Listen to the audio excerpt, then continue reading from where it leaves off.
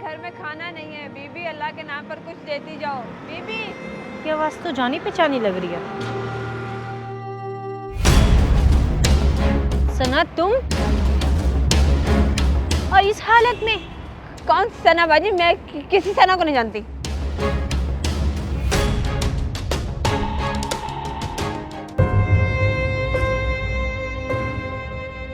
मैंने तुम्हें पहचान लिया, खुद को छुपाने की कोशिश ना करो। तुम्हारे हालात ख़राब थे, नौबत यहाँ तक आ जाएगी मुझे अंदाज़ा नहीं था। तुम्हारे साथ ऐसा क्या हुआ है मुझे बताओ। कुछ नहीं हुआ, मुझे ठीक हूँ, मुझे जाने दो तुम। ऐसे तो नहीं जाने दूंगी तुम्हें। भीख मांग रही हो और कहती हूँ कि ठीक हूँ। खाना खाया तुमने? चलो बैठो गाड़ी में। अब सोच क्या रही हो? बैठो, शाबाश। घबराने की जरूरत नहीं है, ठीक हो जाएगा सब।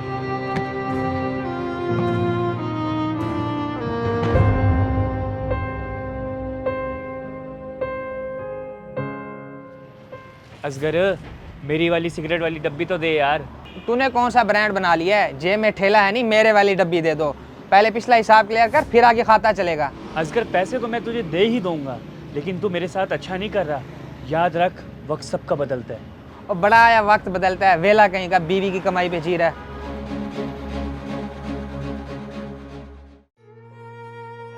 अच्छा अब रोना बंद करो, खुद को संभालो और मुझे सब बताओ कि हुआ क्या है।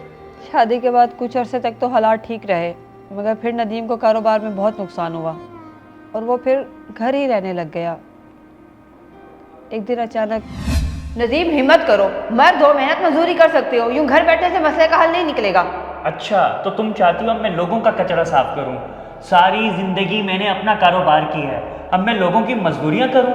लोग क्या कहेंगे कि बहुत बड़ा बिजनेसमैन मिस्टर नदीम लोगों की नौकरियां कर रहे हैं। लोगों के कहने से कुछ नहीं होता, घर में रोटी पकानी है, यूं भूखे तो नहीं रह सकते ना हम। भाई मेरी जिम्मेदारी नहीं है, तुम भी कुछ कर लो। बाबा क्यों गम करते हैं आप बेटे का?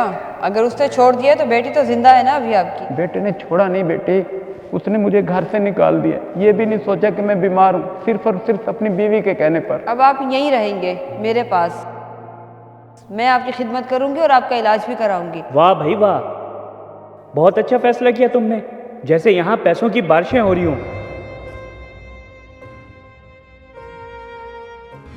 सना मेरी बात कान खोलकर सुन लो, अब मैं तुम्हारे अब्बा के ऊपर 1 रुपया खर्च नहीं कर सकता। अब तो मुझे कोई उधार भी नहीं देता। अगर तुमने अपने अब्बा को रखना है तो खुद कमा लो।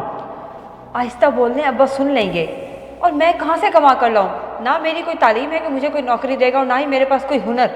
मैं कुछ नहीं जानता सना, मेरी हालत पर तरस खाओ।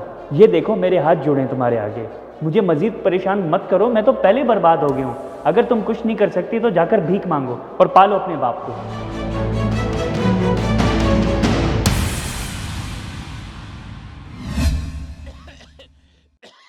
सना मेरी बात कान खोलकर सुन लो, अब मैं तुम्हारे अब्बा के ऊपर 1 रुपया खर्च नहीं कर सकता। अगर तुम कुछ नहीं कर सकती तो मुझे कोई उधार भी नहीं देता और पालो अपने बाप को। तो जाकर भीख मांगो और पालो अपने बाप को। बाबा की हालत देख के मुझसे रहा नहीं गया। बहुत काम ढूंढा मैंने मगर काम नहीं मिला। आखिरकार मजबूर होकर मैंने मांगना शुरू कर दिया। मुझसे रब्ता क्यों नहीं किया? अगर तुम मुझे बता देती तो नौबत यहाँ तक ना आती। खराब हालात ने सोचने समझने की सलाहियत ही ख़त्म कर दी। मैं लोगों से मांगती रही। बाबा की हालत तो कुछ संभल गई मगर नदीम मुस्तकिल घर बैठ गया और फिर बाबा ने भी हालात के आगे सर झुका लिया।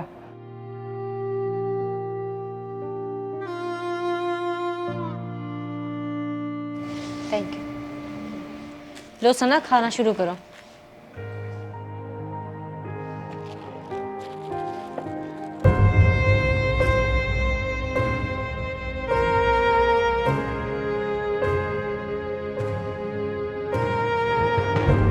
यानी तुम नदीम के साथ इसी वजह से रह रही हो कि तुम्हें और तुम्हारे बाबा को सर छुपाने के लिए छत मिली हुई है। अल्लाह पाक सब बेहतर करेगा, तुम फिक्र ना करो।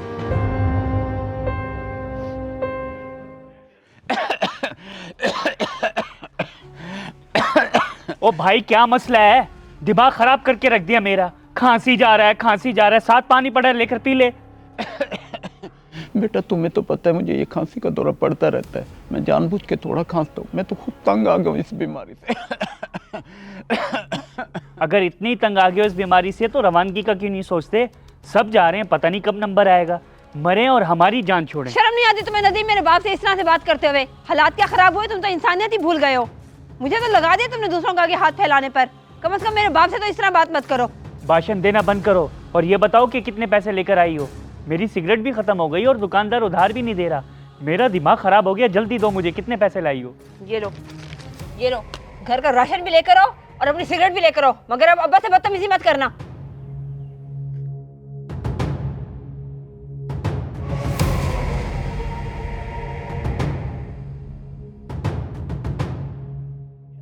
काश ये दिन देखने से पहले मैं मर क्यों नहीं गया। बाप तो बेटियों का सहारा होता है और मैं तेरे पे बोझ बन गया हूँ। वैसे बेटे ये पैसे कहाँ से लेकर आई हो? छोड़ो अब्बा, तुम ये कहाँ कैसे को, अब बस एक दोस्त मिल गई थी, उसने दिए थे। तो फिर मैं सना को उसके घर के बाहर छोड़ के आई। अरे अगर इससे ज़्यादा भी देर हो जाती तो कोई बात नहीं थी, क्योंकि तुम किसी की मदद करके आ रही हो। और मुझे सबसे ज़्यादा खुशी तो इस बात की है कि तुमने अपनी दोस्त की मदद की। I really proud of you. Thanks Imran. अगर आप मेरा साथ दे तो मैं उसके लिए कुछ करना चाहती हूँ। मैं चाहती हूँ कि हम दोनों मिलके उसके लिए जॉब और रहने का बंदोबस्त करें। मगर पहले तुम मुझे उसके घर ले चलो, मैं अपनी तरफ से कुछ तसल्ली करना चाहता हूँ। ठीक है, अगर आप आज फ्री हैं तो चले मेरे साथ। नेक काम में वैसे भी देर करने से इरादे बदल जाते हैं। अच्छा चलो।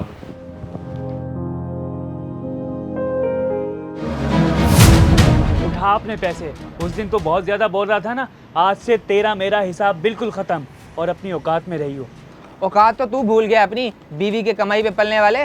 तुझ जैसे को तो शर्म से डूब मरना चाहिए। तेरी औकात ही क्या है? कुछ गैरत कर।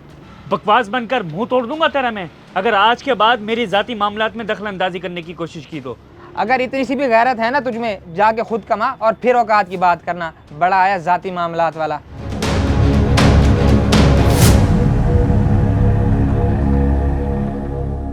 अल्लाह पाक आप दोनों को सलामत रखे। आप दोनों का बहुत शुक्रिया जो आपने मुझ पे इतना एहसान किया। अंकल जी, हमें खुशी तो तब होगी जब आप हमारे साथ चलेंगे। रिहाइश, खाना पीना और दवाई, सब चीज़ों का इंतज़ाम हम खुद करेंगे। आपकी दुआ से अल्लाह पाक ने बहुत नवाजा है। एक बेटी के पास तो रह रहे हैं, अब दूसरी बेटी को भी मौका दें खिदमत का। जी बिल्कुल अंकल, आपको हम अपने वालिद की तरह और सना को अपनी बहन की तरह समझेंगे। जैसे आयशा ने बताया, हम आपको किसी भी चीज़ की कमी नहीं आने देंगे। इमरान भाई, आयशा, मैं आप दोनों के जज्बात की कदर करती हूँ, मगर मुश्किल की इस घड़ी में मैं अपने शौहर को इस घर में अकेला छोड़कर नहीं जा सकती। वो जैसा भी है मेरा शौहर है और आपने जो मदद की मैं उसकी दिल से कदर करती हूँ। लोग कहते हैं कि अच्छी बीवी नसीब वालों को मिलती है और मैं कितना बदनसीब हूँ कि मुझे अच्छी बीवी तो मिली लेकिन मैं कदर नहीं कर सका। सना, हालात ख़राब होने की सज़ा मैंने तुम्हें दे दी। मैं माफ़ी के काबिल नहीं हूँ, अगर हो सके तो मुझे माफ़ कर दो। अब पछताने का क्या फ़ायदा नदीम बेटा, तुमने मेरी बेटी को बहुत तंग किया, भीख मंगवाते रहे हो उससे। अंकल, मुझसे बहुत बड़ी गलती हो गई और मैंने सना का भी बहुत दिल दुखाया है। आप सब मुझे माफ़ कर दें। मैं आप सबसे वादा करता हूँ, सना इज्जत के साथ घर बैठेगी और मैं कमाऊँगा। सना, तुम कमज़ोर मत पड़ना, हम तुम्हारे साथ हैं। हम साथ तो हैं, लेकिन तुम ऐसा वैसा अभी कुछ ना बोलो। सना को खुद अपना फैसला करने दो, क्योंकि नदीम की आंखों में मुझे सच्चाई नज़र आ रही है। नदीम, तुम मुझे यह बताओ कि तुम्हारे कारोबार में कितना इन्वेस्ट होगा। मैं तुम्हारे कारोबार में इन्वेस्ट करके तुम्हें अपने पाँव पे खड़ा करना चाहता हूँ, ताकि तुम अपना खर्चा खुद उठाओ। लेकिन ये एक शर्त पे होगा, अगर तुम इनके साथ दोबारा ऐसा नहीं करोगे तो। मैं आप सबसे वादा करता हूँ, आज के बाद मैं कोई बुरे काम नहीं करूँगा। और वैसे भी आज मेरी किसी ने गैरत जगा दी। सना, मेरे ख्याल में अब तुम्हें यहीं अपने शौहर और वालिद के साथ ही रहना चाहिए, बाकी हम तो साथ ही हैं। अल्लाह मेरे सब बच्चों को सलामत रखे। आमीन।